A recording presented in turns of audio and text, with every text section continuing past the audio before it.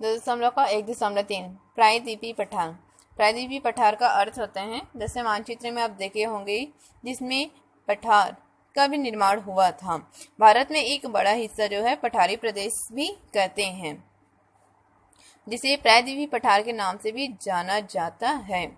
इसका विस्तार जो है उत्तर से पश्चिम में अरावली पर्वत श्रृंखला और कच्छ से होते हुए लगभग यह यमुना और गंगा की समानांतर पूर्व में एक राजमहल की पहाड़ी और उत्तर पूर्व में आप देखे होंगे शिलोंग पठार तक यह समस्त जो है दक्षिण प्रायद्वीपीय पठार फैला हुआ है।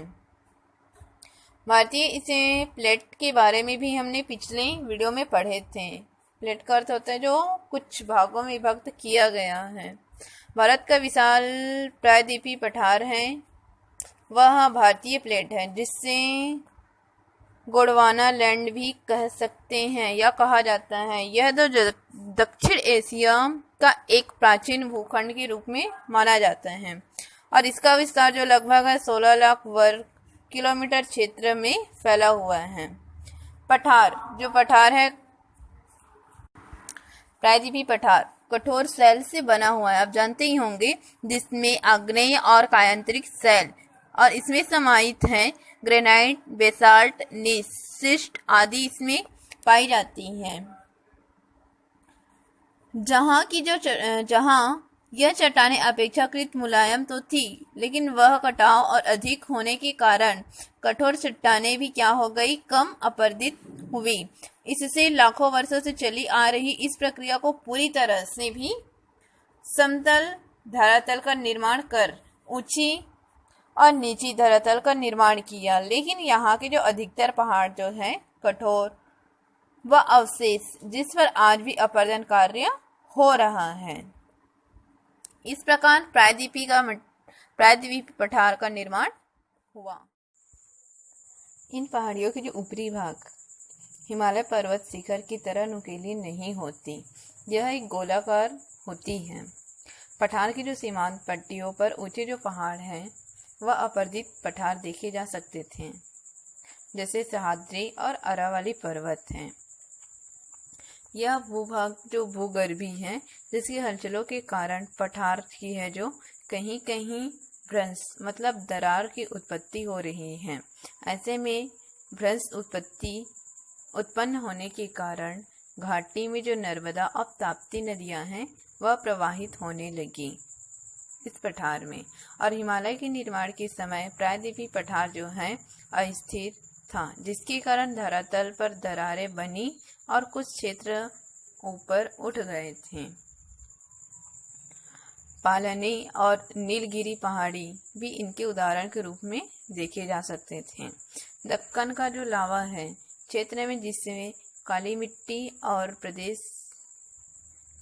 का प्रदेश भी कहते हैं, ज्वालामुखी से निकलने वाला लावा की जमा से बनता है। और प्रायद्वीपीय पठार का ढाल जो है दक्षिण पूर्व की ओर अधिक दिखाई देती है, इसलिए यहाँ प्रवाहित होने वाली अधिकांश नदियाँ जो है पूर्व में बंगाल की खाड़ी में गिरती है। भारत के विशाल पठार को दो भागों में विभाजित किया जाता है। पहला मध्यवर्ती उच्च भूमि, दूसरा दक्कन का पठार। आइए देखते हैं पहला पॉइंट, मध्यवर्ती उच्च भूमि। मध्यवर्ती जो उच्च भूमि है यह विंध्याचल श्रेणी में जो उत्तर में स्थित है। इसके उत्तर पश्चिम क्षेत्र में अरावली पर्वत दिखाई देती है। विंध्याचल श्रेणी एवं अरावली की जो मध्य में मालवा का पठार, उत्तर के बुंदेलखंड का पठार और पूर्व में बघेलखंड तथा सुदूर पूर्व में छोटा नागपुर का पठार स्थित है मध्यवर्ती उच्च भूमि के अंतर्गत। सामान्य इस भूमि में का ढाल जो है उत्तर पूर्व की ओर है, जिसमें प्रमुख नदियां चंबल, सोन, बेताब यह शामिल है।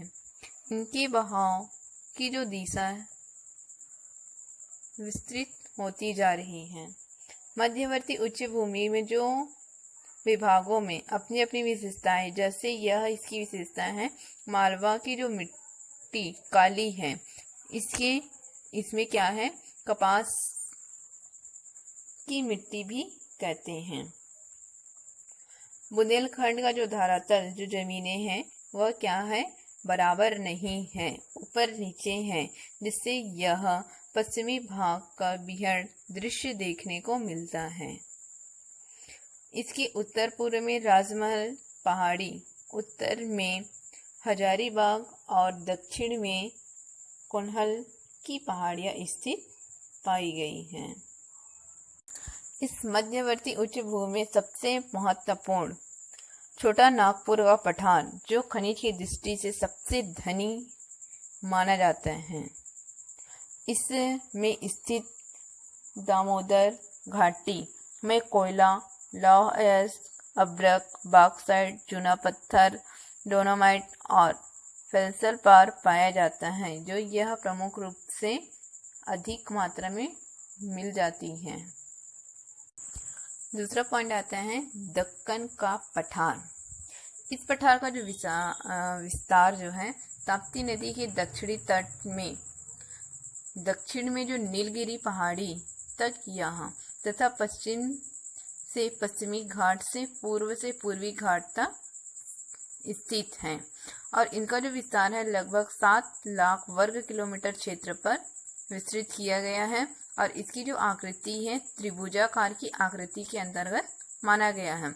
और इसके अंतर्गत महाराष्ट्र, मध्य प्रदेश, छत्तीसगढ़, ओडिशा, आंध्र प्रदेश, तेलंगाना, कर्नाटक, तमिलनाडु और केरल राज्य पूर्णतः आ जाते हैं।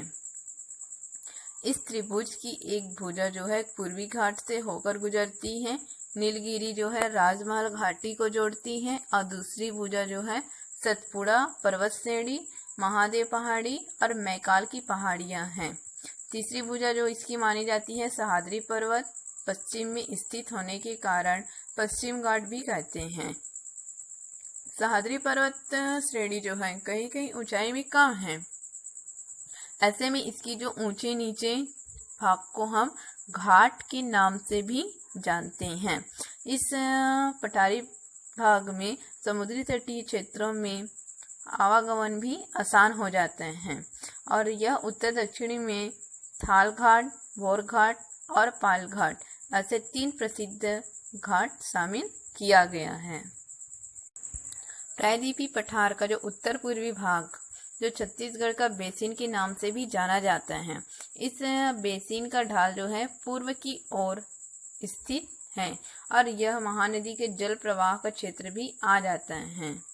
इसमें उपजाऊ मिट्टी भी बिछाई जाती है। यहाँ बैलाडीला व दिल्ली राजहरा क्षेत्र उच्च किस्म का लौह अयस्क से भरा हुआ है।